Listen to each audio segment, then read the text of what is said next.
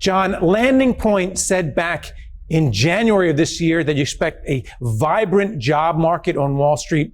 Has the recent volatility changed that forecast? Well, first off, Greg, thanks for having me today. I think it's important to note, I've been doing this for 20 years. Obviously, there is a lot of noise going on in the market, but in doing this, I've learned that news cycles and periods of volatility don't drive the hiring market as much as people think.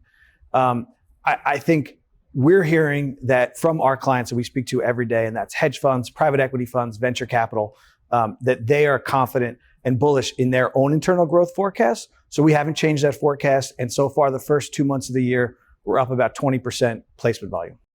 Has the return to office policies of a few major investment banks changed anything? Because now it seems as though the employers have a little bit more power in bringing job applicants and employees back to the office. Yeah, I mean, we've been talking about return to office for 4 years now, but I think 2024 was the year where we really saw a pendulum shift, where employers want people back in the office. Asset managers know their businesses are built on trust and relationships, and that only gets built in face-to-face interactions. So they're coming to us looking for top talent, and they want talent who wants to be in the office. Are a lot of the job postings that are coming from the major banks real? Because some people say they put them up there, but they don't mean them, or they're ghosting applicants. What do you say? I think it's really important for applicants to diversify how they're looking for a job. Technology has made it very easy to apply for jobs, but it has actually made it hard to find the job if that's all you're doing. A lot of our clients tell us when they post a job listing, they're getting thousands of applications, of which only a handful are qualified. So essentially, they stop looking at them. So you really need to mine your network, whether it's colleagues, family, friends, or trusted recruiters, and make sure that if there's a job that you're interested in, you get connected to that company and get your resume in front of the right people. Okay, here's the big question. What are the best jobs to look for on Wall Street right now? Is it compliance officer? Is it sales? Is it trading? Portfolio manager? What is it?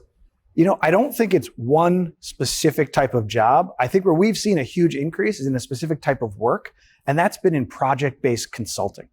Asset managers have really gravitated towards this strategy where they don't have to add full-time headcount, and they can bring in a seasoned professional that is a subject matter expert who can lead a project or help solve a problem that they feel has a defined timeline. So it could be 3 months out to 3 years, but they come to us because they know we have a pool of these people who we vetted, who can be there on a day or two's notice so they can ramp up as needed, and they stay flexible and nimble in their headcount.